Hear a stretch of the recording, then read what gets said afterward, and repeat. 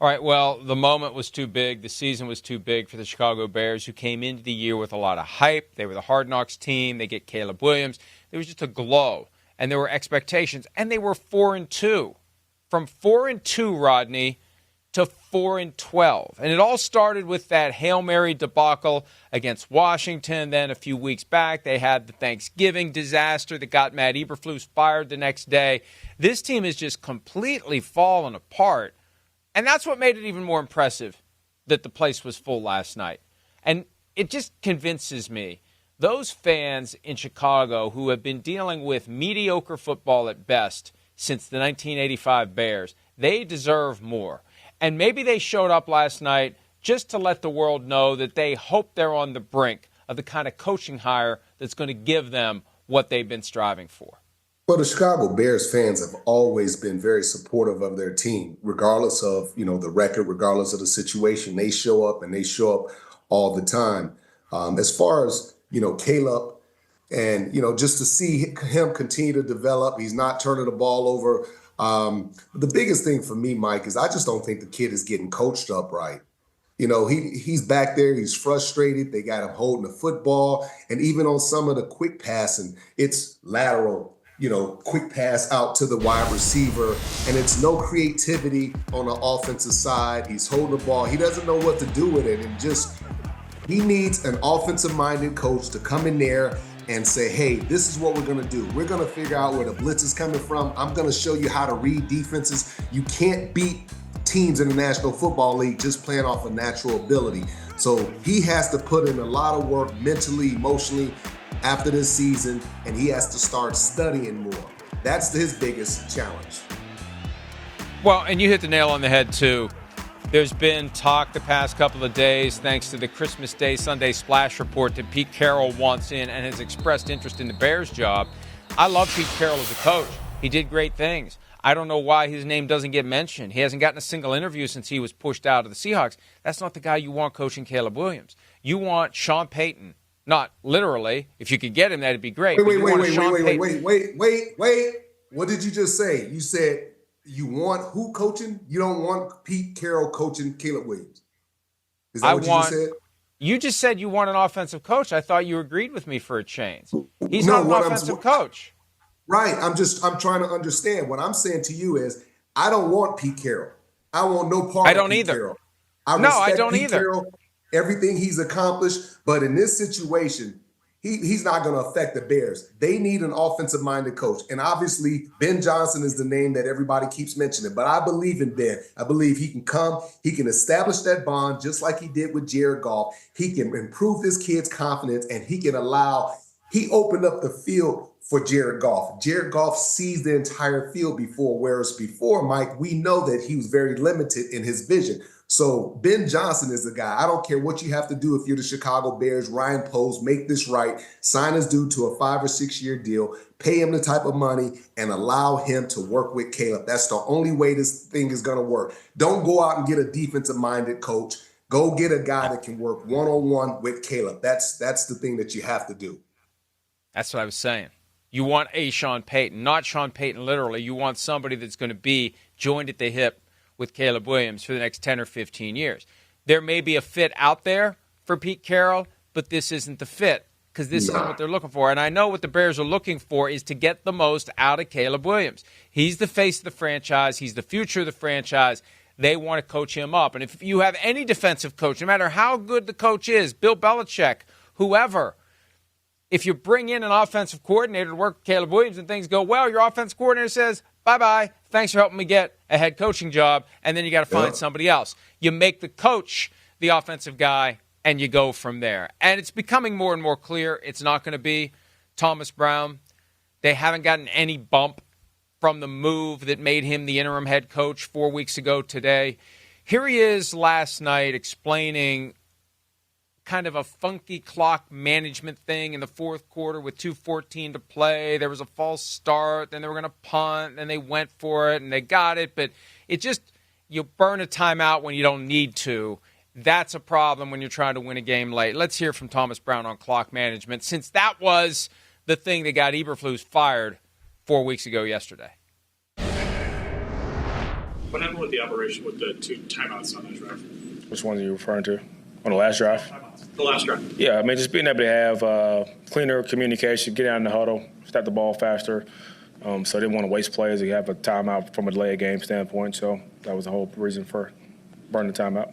So what was the confusion on the first timeout of not knowing whether you were going to punt or go for it? It wasn't confusing at all. I just changed my mind. I think being able to use Torrey as a weapon, and we still had, I think it was 2:16 on the clock, still had all 3 timeouts, plus a 2-minute warning. So the way our defense has been playing all day, possibly have a chance to go flip the field and force a 3 and out, get a shorter field, and have like a last in the game drive. So that was my thought process. And then over the course of that, changed my mind and said, let's go for it now.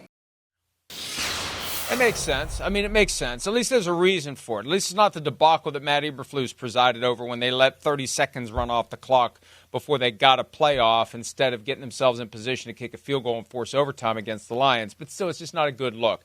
And the fact that they still can't win a game with an interim coach is not a good look, and it's not going to get Thomas Brown serious consideration to be the permanent head coach after this season. I'm going to go to the fourth quarter, and the Bears offense, this is one thing that really stuck out to me. The Bears offense, it was 4th down, and it was inches. And they were in shotgun, and so they're doing all this motion, all this crazy stuff, and I'm looking at the TV. All I'm saying is I'm screaming, run the football, quarterback sneak. It's 4th down and inches. Why are you in a shotgun? Then all of a sudden it's a false start, and now it's 4th down and 5. But that's what I'm talking about. You just get up there, do the tush push, quarterback sneak, get the first down, and keep it moving.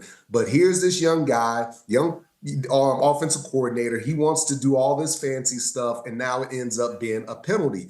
But that's what I mean. They need someone that can be the voice of their locker room, someone that can work with Caleb one-on-one and not have to deal with what we're dealing with through Matt Eberflus from this young guy. He's just not ready, and they don't have the talent. And you start to look at the Bears offensively, they don't have a good offensive line. They've struggled. They draft the guy number 1 overall, but don't address the offensive line, which is absolutely crazy. Now you think this kid can just run around and make these plays all day in the National Football League. It's not going to happen. He's going to turn the ball over. He's going to take big hits. He's going to make mistakes. You got to get the ball out of his hands. You got to create some type of run game and lean on your defense when you have a rookie quarterback, Mike.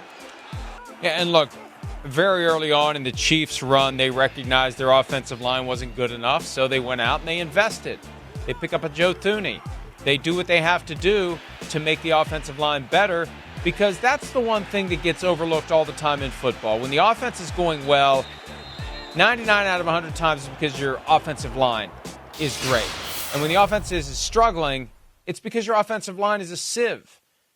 You're only as good as your offensive line will let you be. Offensive line, defensive line are the keys to a football team at the highest levels, probably at every level. And the Bears need help on the offensive line. So Ryan Poles, the GM, undoubtedly at this point going nowhere. Part of his job, biggest part of his job, is going to be coming up with ways to enhance the protection around Caleb Williams. And you start to look at some of these good offensive lines. You put Caleb Williams behind the Philadelphia Eagles offensive line. You put him behind the Detroit Lions offensive line. You put him behind the Green Bay Packers offensive line. Now all of a sudden they can run the ball. Now all of a sudden they can do timing passes. And he becomes a lot more relaxed because he's got veterans in front of him, and he knows he doesn't have to get rid of the ball in less than 2 seconds. So that's what I'm talking about. And it's Brian Poles' job to go out there and to spend that money on that offensive line and continue to build it. And I think the defense will be fine. I think they continue to add. The one thing that I would have done, Mike, when they played against Washington and the kid, what's his name, the cornerback? Tyree Stevenson. Yes. I said this to Coach Dungy and Jack Collinsworth. I said, I would have cut him. I would have made one of the biggest statements. He's a good young player. I would have cut him.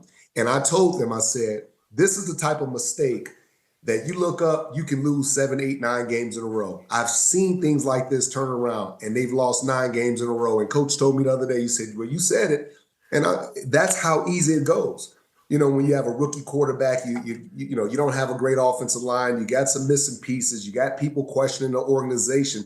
That's what happens. But you got to be able to send a message. And I don't want those type of guys in my locker room. I don't want selfish guys. I don't want me guys. And a lot of times when you're going through some struggles and during the season, you get a chance to really see what my guys are, who they are. Are they continuing to play hard? I looked at Roma Duze last night. He has to be better. He's a rookie. I know he's getting tired. This is a long season for him. He's gone through a lot. But, he's out there blocking. He's missing blocks. He's not running crisp routes. He's missing passes. And I'm looking at what's going on with these guys? They're tired. And these are young guys. These are rookies. They're not used to playing this far into the season, Mike. Yeah, that's right. I mean, we saw Jaden Daniels last week kind of bust through the rookie wall. But when you're winning, it's easier to muster the will to keep it going. When you're just playing out the string and you're tired and you've played more football in 1 year than you've ever played in your life, you just want it to end. I'm fascinated by the notion that they should have cut Tyreek Stevenson, because that's not just a coaching thing. That's a front office thing. That's an organizational thing to make that kind of move.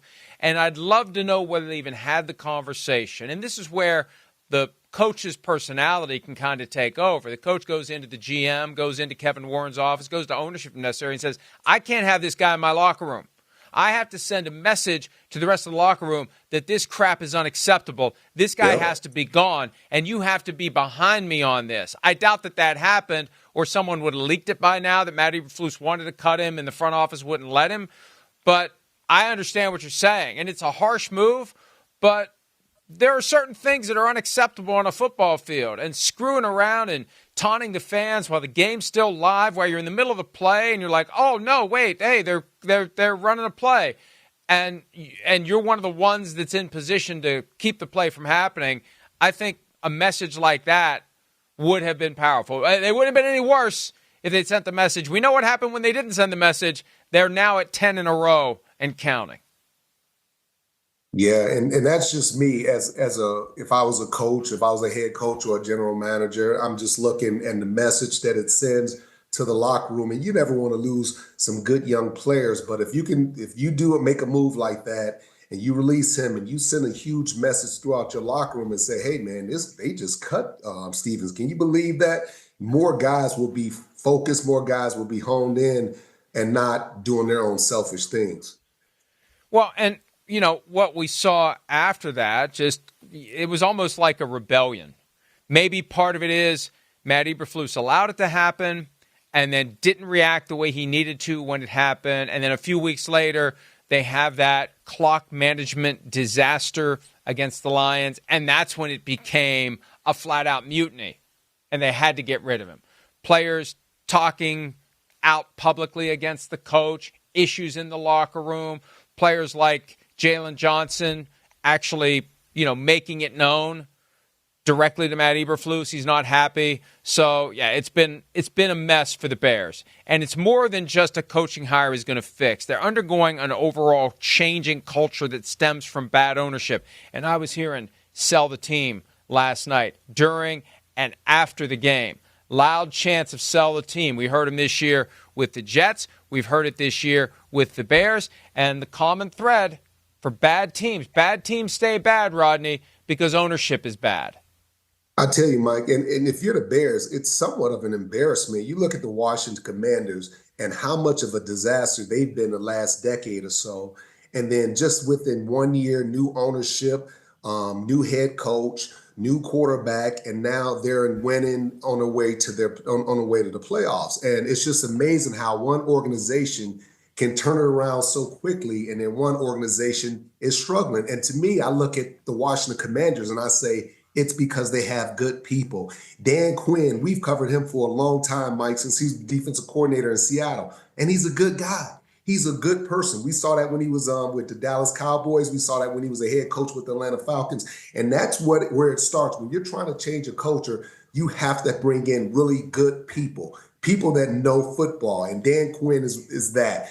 You got the young quarterback. He comes in. You got the new ownership. Everyone's positive. Everyone's feeding off each other. You go out and you sign Bobby Wagner, Jeremy Chin, Frankie Louvu, all these good guys, good people. That's what changes a culture in a locker room. Good football players and better people. And Quinn is defensive background with a young quarterback, but it speaks to the point that I was making earlier. Cliff Kingsbury's not going to be there for very long. Cliff Kingsbury may be the coach of the Bears next year. Who knows? But if Jaden Daniels keeps playing well, Cliff Kingsbury's eventually getting another shot to be a head coach. But Quinn changed the culture. That's what they desperately needed. After all those years of Dan Snyder's ownership of the team and where that organization was, you're right. It all flows from the top. The problem is you can't fire the owner. Jed York, the 49ers owner, pointed that out when they were in a bit of dysfunction 10 years or so ago. You can't fire the owner. You just have to deal with it. All you can do if you're a fan of the team is check out. And it's hard. It's like disowning your family. When you're a fan of a team and you've been a fan of a team your whole life, you don't deprive yourself of the thing you enjoy. Even if you enjoy the fact that it makes you miserable, you'd rather have the misery in your life than not in your life at all. It's a weird psychology of a sports fan, but that's one of the reasons why bad owners can get away with it. Because fans, look at all those Bears fans last night, freezing their butts off for a meaningless game, but they're out there because they can't disown their family. Hi, it's Mike Florio. Thanks for watching PFT on YouTube. Hit subscribe for the latest news and analysis from Pro Football Talk.